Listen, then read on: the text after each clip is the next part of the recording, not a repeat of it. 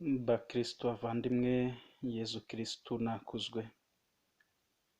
None ku itariki 14 z'ukwezi kwa kabiri, umwaka wa 2021, ni icyumweru cya gatandatu gisanzwe mu byumweru by'umwaka wa liturujia B. Amasomo y'iki cyumweru araduha kugihuza n'umunsi mukuru duhimbaza wahariwe kuzirikana ku barwayi. Nk'uko benshi basanzwe babimenyereye, itariki ya 14 z'ukwezi kwa kabiri n'umunsi mukuru wa Saint Valentin, umunsi w'abakundana. Uyu munsi w'abakundana dusaba Imana kugira ngo urukundo rwogere mu mitima y'abana bayo, urukundo rwogere mu bavandimwe, mu bavukanyi, mu barelatives, kugira ngo Imana ihabwe ikuzo. Isomo rya mbere turarisanga mu gitabo cy'Abalevi, umutwe wa 13, umurongo wa 1 n'uwa 2, uwa 45 n'uwa 46. Zaburi tuzirikana ni 102. Isomo rya kabiri turarisanga mu ibaruwa ya mbere Pawulo mutagatifu yandikiye Abanyakorinto, umutwe wa 10, umurongo wa 31 kugera ku 33. Dufate n'umutwe wa 11, umurongo wa 1. Ivanjiri yanditswe na mutagatifu Mariko, umutwe wa 1, umurongo wa 40 kugera kwa 45. Nimukiro dutege amatwi ijambo ry'Imana. Isomo rya mbere, isomo ryo mu gitabo cy'Abalevi. Uhoraho abwira Musa na Aroni ati: ku mubiri w'umuntu nihavukaho ikibyimba, amahumane cyangwa isekera, maze bikamuviramo indwara yo mu bwoko bw'ibibembe, bazamushyikirize umuherezabitambo Aroni cyangwa undi muherezabitambo mu bahungu be. Umubembe wafashwe n'iyo ndwara yambara imyenda y'ibishwangi, ntasokoze umusatsi we, ndetse n'ubwanwa bwe akabupfuka. Ubundi kandi ahagezeho agomba kurangurura ati: uwahumanye, uwahumanye. Aba yaranduye koko nyine, indwara yamufashe iba imuhumanya. Azatura ukwe wenyine, urugo rwe azarushinga kure y'ingando. Iryo ni ijambo ry'Imana. Inyikirizo ya Zaburi iragira iti: Nyagasani, ntiwibagirwe induru y'abanyabyago. Uhoraho, umva isengesho ryanjye, induru yanjye nikugereho, ntukampishe uruhanga rwawe umunsi nasumbirijwe. Koko iminsi yanjye irayoyoka nk'umwotsi, n'amagufwa yanjye agakongoka nk'inkekwe y'umuriro. Umutima wanjye urarabirana nk'ubwatsi batemye, bikanyibagiza no kurya umugati wanjye. Aho ndi hose mporanganya, ku buryo nsigaye ndi uruhu rusa. Nyamara wowe Uhoraho uri umwami ubuziraherezo, kandi imbyaro zose zizahora zikwibuka. Kuko Uhoraho yarungurukiye mu bushorishori bw'ijuru, ahari mu ngoro ye akareba ku isi, kugira ngo yumve amaganya y'imfungwa, kandi abahore abaciriwe urwo gupfa. Nyagasani, ntiwibagirwe induru y'abanyabyago. Isomo rya kabiri, isomo ryo mu ibaruwa ya mbere mutagatifu Pawulo intumwa yandikiye Abanyakorinti. Bavandimwe, ari igihe murya, ari n'igihe munywa, icyo mukoze cyose mujye mugikorera guhesha Nyagasani ikuzo. Ntimukagire uwo mutera imbogamizi, yaba Umuyahudi, yaba Umugereki, yaba uwo mu Kiliziya y'Imana. nguko uko nanjye ngerageza gushimisha bose muri byose, ndaharanira inyungu yanjye bwite, ahubwo ifitiye abenshi akamaro ngo bakurizeho gukira. Nimube rero abakurikiza banjye nk'uko nanjye nkurikiza Kristo. Iryo ni ijambo ry'Imana. Aleluya, aleluya, umuhanuzi ukomeye yaduturutsemo, kandi Imana yasuye umuryango wayo. Aleluya.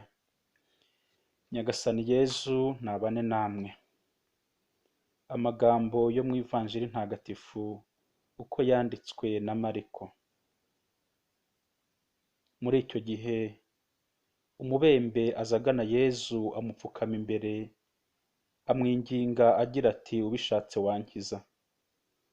Yezu amugirira impuhwe, arambura ukuboko amukoraho avuga ati, ndabishatse kira. Ako kanya ibibembe bimuvaho arakira.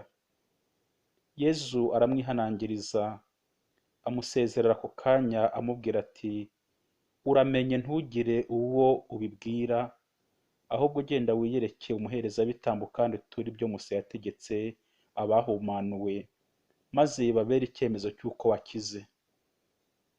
We ariko ngo amare kugenda, atangira gutangaza no gukwiza hose iyo nkuru, bituma Yezu atagishoboye kwinjira mu mujyi ku mugaragaro, ahubwo yigumira ahantu hadatuwe, akaba ariho abantu bamusanga baturutse impande zose. Iyo ni ivanjiri ntagatifu.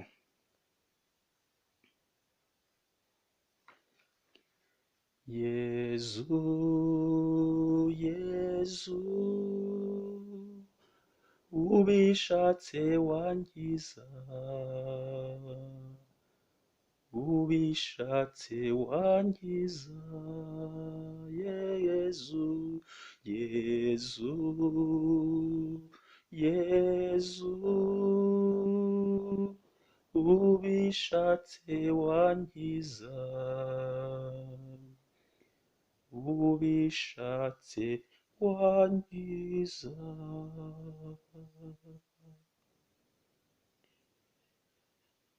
Yezu, ubishatse wankiza. Ivanjiri tumaze gutega amatwi, kimwe n'isomo rya mbere, biratwereka umurwayi wikubita imbere ya Yezu, akamubwira ati, ubishatse wankiza. Ibibembe birimo amoko abiri, ibibembe by'umubiri ku Bayahudi bitaga guhumana, n'ibibembe by'umutima abakristu abemera twita ibyaha. Ibibembe by'umubiri byasobanuraga guhumana, kuvumwa n'Imana, mbese byari ubwandure. Nta kindi byasobanuraga uretse gucibwa mu muryango, muri sosiyete, bakaguha akato, izoroma. Kwandura ibibembe kwari uguhura n'ibyago bikomeye. Hari imyitwarire yagombaga kuranga uwanduye ibibembe. Mbere na mbere kwari gushyikirizwa umuherezabitambo, kugira ngo abe ari we wemeza koko ko indwara arwaye ari ibibembe.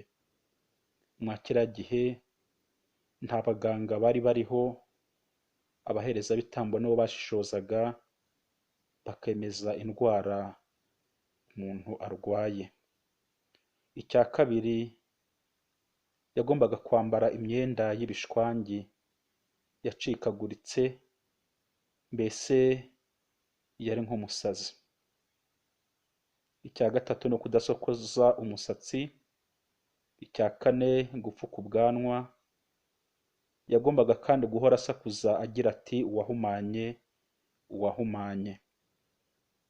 yagombaga gutura ukwe wenyine, akimuka mu bandi, akajya kure y'ingando. Byari akaga gakomeye. Uwabaga yakize ibibembe nawe yagombaga gukorerwaho umuhango wo kwisukura kugira ngo yongere agaruke muri sosiyete kandi agire ibyo atura nk'ikimenyetso, nk'ibyategetswe na Musa ngo bibe impamvu ibemeza ko yahumanuwe. Umutwe wa 14 w'igitabo cy'Abalevi udutekerereza uko byagendaga kugira ngo umuntu ahumanurwe. Mbere na mbere, umubembe wishoboye hari ibyo yatangaga, ariko umubembe w'umukene nawe yaragabanyirizwaga kugira ngo abashe kugira bike atanga bifashe mu muhango wo gusukurwa. Usukurwa rero yagombaga gushaka inyoni ebyiri zagombaga kwifashishwa, agashaka umwenda w'umuhemba, agashaka amashami ya sederi na hizopo, akamesa imyambaro ye, akogoshesha ahari ubwoya hose, akiyuhagira, agasubira hafi y'ingando, ariko akamara iminsi 7 atarinjira mu ihema rye, n'ibindi byinshi yasabwaga. Uwo nguwo yaturirwaga ibitambo, aho yafataga abana 2 b'intama, agafata urweso rw'amavuta n'utwibo 3 tw'ifu ivanze n'amavuta. Ibyo ni ibintu yagombaga gutura kugira ngo ahumanurwe. Yezu rero ibyo byose arabirenga, akarenga akato bahaga abarwayi b'ibibembe. Koko inyikirizo ya Zaburi yabivuze igira iti: Nyagasani, ntiwibagirwe induru y'abanyabyago. Kubemba byari ibyago bikomeye, ariko Yezu yumva iyo nduru, yumva ugutaka k'umubembe, wateye hejuru ati: Ubishatse wankiza. Umubembe ubwe niwe waje agana Yezu, amupfukama imbere maze aramwinginga agira ati: Ubishatse wankiza. Yezu ntabwo amuha akato nk'uko abandi babigenzaga, ahubwo aramugirira impuhwe, akemera, akarambura ukuboko, akamukoraho avuga ati: Ndabishatse, kira. Ako kanya ibibembe bimuvaho arakira. Yezu aravuga ijambo rimwe, byose bikabaho. Dupfa kwemera, dupfa kugira umutima uca bugufi nk'uw'umubembe, ati: Yezu, ubishatse wankiza. Yezu ati: Ndabishatse, kira. Yezu amaze kumukiza, yamubujije kugira uwo abibwira. Nibyo twita secret messianique. Secret messianique ntushobora kuyihisha. Yamusabye kujya kwiyereka umuherezabitambo no gutanga ibyategetswe na Musa, bitegekwa abahumanuwe nk'icyemezo cy'uko bakize, ariko kutabivuga ntibyari gushoboka. Ubundi Yezu nawe aramubwira ati: ntugire uwo ubibwira, azi ko byanze bikunze ari bubivuge. Secret messianique nuko iteye. Biragoye guceceka ibitangaza by'Imana, biragoye guceceka ineza yayo. Muvandimwe, ese wowe ntujya uceceka iby'Imana yagukoreye? Kuki utabibwira abandi ngo bakurizeho kuyisingiza? Ubuhamya ni ikintu gifasha. Bavandimwe, kuko Pawulo mutagatifu yabigarutseho mu isomo rya kabiri, Yezu we yemeye gukora ku mubembe kandi byari bibujijwe, agamije guhesha Imana ikuzo no kugaragaza ububasha bw'Imana bwari bumurimo. Ni koko Yezu yazanywe n'abarwayi bo bakeneye muganga, ntabwo ari abazima. Yazanywe n'abanyabyaha, ntabwo ari intungane. Muribuka ko Yezu yahoraga atsitsurana n'abafarizayi bamushinjaga kwakira abanyabyaha, ndavuga cyane abasoresha, agasangira nabo. Kuri twebwe ab'iki gihe, kuri twebwe abemera, ibibembe twumva mu ijambo ry'Imana ni incamarenga cyangwa birasigura ibibembe by'umutima, ari byo byaha. Ese ko umuherezabitambo yagenzuraga akemeza ko niba koko uburwayi umuntu afite ari ibibembe, wowe bakugenzuye cyangwa se wigenzuye, cyangwa se iyo Imana ikureba isanga nta bibembe urwaye, niwisuzume, witekerezeho, urebe uko ubayeho. Fata agakaramu uha Imana igisubizo, wandike mu mutima wawe, maze nurangiza utere hejuru ugira ati: Yezu, ndi umunyabyaha, ubishatse wankiza. Pawulo yagize ati: bavandimwe, ari igihe murya, ari n'igihe munywa, icyo mukoze cyose mujye mugikorera guhesha Nyagasani ikuzo. Ibyo dukora byose nibibe guhesha Nyagasani ikuzo.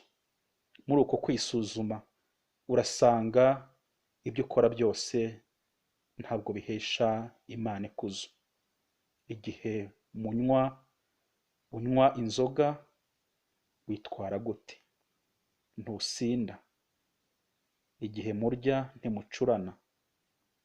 Mumenya ko hari abandi badafite icyo kurya. Umuntu arigomwa kugira ngo n'umukene n'udafite icyo kurya abashe gusingiza Imana. Byose umuntu akabikora kubera ikuzo rya Nyagasani, kubera ko umuntu ari umukirisitu. Kubera ko ndi umukirisitu, iki ntabwo nemerewe kugikora. Bavandimwe, kuri iki cyumweru dusabe Nyagasani ngo aduhe kumenya uburwayi bwacu, aduhe kumenya aho ububembe bwacu buherereye, kugira ngo dufatanye n'umubembe w'ivanjiri dutakire ushobora kudukiza.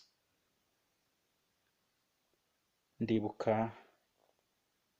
Adamu na Eva bamaze gucumura, ntabwo Imana yabatereranye, ahubwo yaragiye ibashakira impu irabambika, kuko bari bamenye ko bambaye ubusa.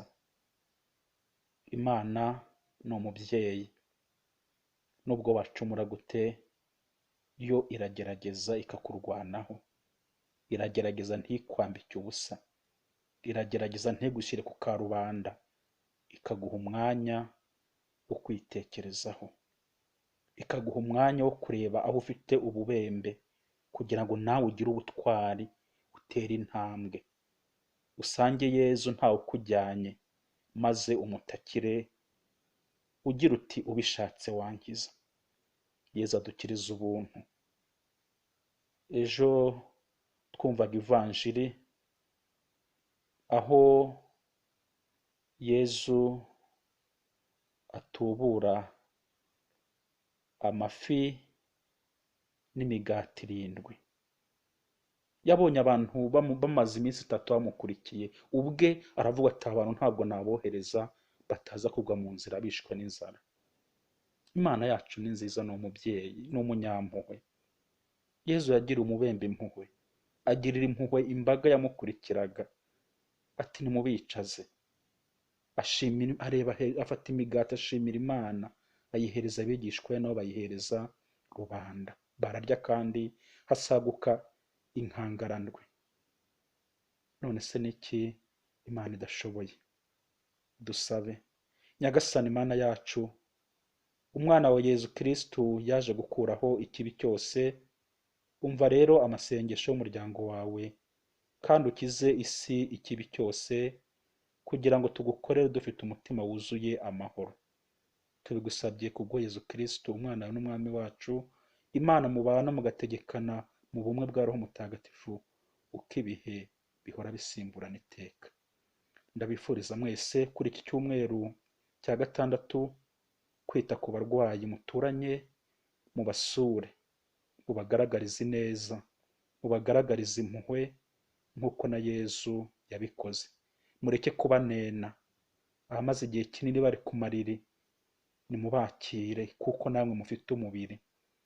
Ahageze nawe wahagera. Nimukunde abarwayi, nimusange ababakeneye, musangire. Ikindi ni uko ari umunsi wa Saint Valentin nk'uko nabivuze ntangira. Dusabe ngo urukundo rwogere mu mitima yacu, urukundo rwegere mu bavandimwe, urukundo rwogere mu baturanyi, abantu babane mu mahoro, tubeho dufite umutima wuzuye amahoro. Iyo ubuze amahoro ntabwo uri kumwe n'Imana. Dukomere rero kandi ayo mahoro ya Yezu, amahoro y'Imana abane natwe ubu n'iteka ryose. Amen.